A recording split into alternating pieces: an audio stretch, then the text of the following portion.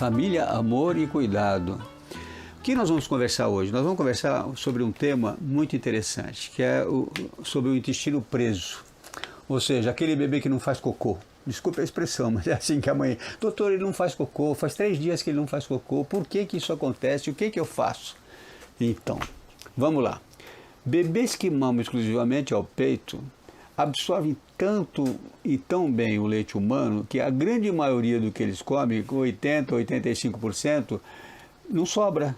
O acho, a cinza, que é o que sobra para ser evacuado, é menor.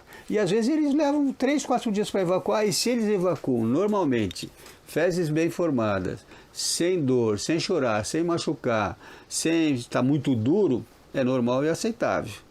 O que não é aceitável é a criança que distende o abdômen, fica 5, 6 dias sem evacuar, e para evacuar faz muita força, chora, machuca, sangra na região anal. Aí você tem que entender o que está acontecendo com a dieta. Mas quando eles estão mamando no peito, é muito comum, até 3, 4 meses de idade, uma certa dificuldade para evacuar. E os gastroenterologistas infantis sabem, e os pediatras também, como eu, de que se eles evacuam bem, estão crescendo bem, se desenvolvendo bem, urinando bem, não fique pensando, preocupada que tem que fazer cocô todo dia.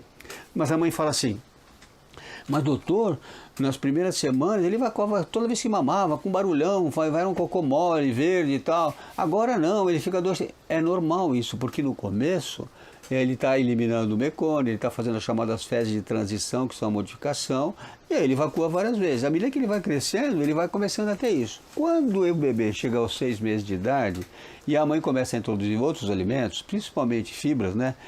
Verduras, frutas, legumes, hortaliças e outros alimentos, e ele começa a normalizar e começa a evacuar mais. Outro segredo também é que às vezes alguns bebês evacuam menos porque a hidratação não é tão intensa. Quando mama bem no peito e a mãe amamenta bem e ela toma bastante água, tranquilo, não fiquem apavorados. Agora, vamos discutir uma coisa que realmente eu não gosto. É o hábito de ficar usando supositório para as crianças evacuarem sem nenhum sintoma, só porque acharam que ela não evacuou aquele dia.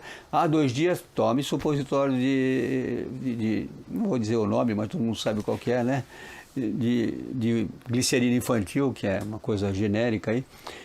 Não gosto disso, eu acho isso que deve ser feito só com muito cuidado por indicação médica. Outra vez, dá laxante para a criança, um bebê evacuar, não faça isso. Isso é diferente das crianças que crescem, que têm 3, 4 anos de idade e que aí não evacuam bem. Aí você tem que entender qual é a dieta, o que está acontecendo, se essa criança está comendo fibra, se está comendo verduras, se está comendo legumes, se está comendo frutas, que tipo de alimento ela está tendo e se ela se hidrata bem e toma bastante líquido. E pior, se elas estão sendo orientadas e educadas para evacuar. Educada para evacuar, doutor? É. O que significa isso? Significa o seguinte: a gente vai, com o crescimento e com o desenvolvimento, habituando o organismo da gente a um ritmo. Um ritmo que dá sono em um determinado horário, um ritmo que a gente acorda mais ou menos no mesmo horário, sem relógio, sem despertador, que a gente tem fome mais ou menos no mesmo horário e que a gente vai fazer xixi quando tem vontade algumas vezes por dia, 3, 4, 5 vezes, que a gente vai no banheiro geralmente 1 ou 2 vezes por dia.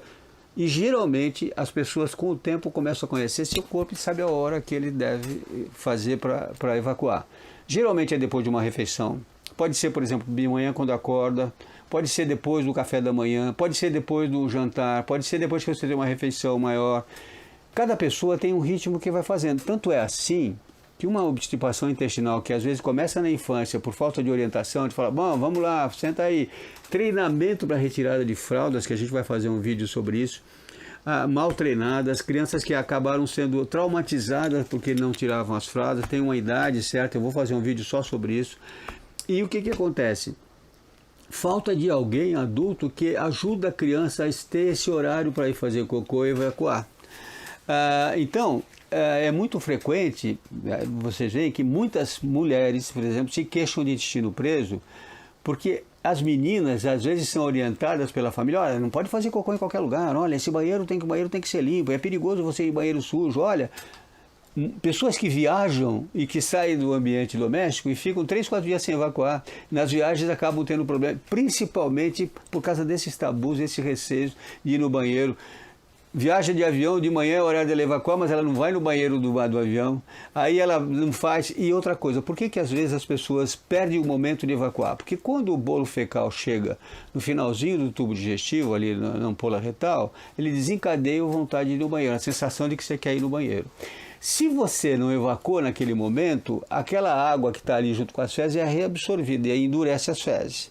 Se depois você tem outra vontade e você não deu tempo de ir, deixa para ir depois, você está muito ocupado, correndo, criança é muito, ele está brincando, ele está na escola, está não sei o que, ele não vai lá, ele deixa para a próxima vez, ele perde a vontade de evacuar, porque essas fezes sobem um pouquinho, ressecam e você não evacua. Aí você vai fazendo um bolo fecal endurecido, que depois é mais difícil de fazer, e aí tem que dar laxante, tem que fazer supositório, etc. Ou seja, eu estou dizendo para vocês que tem uma coisa normal de bebês que, por causa de pouco estímulo quando estão mamando no peito, evacuam menos. Ninguém briga com ninguém. Nenhuma criança que está mamando no peito e fica 3 dias sem evacuar é patológico. Isso não é doença.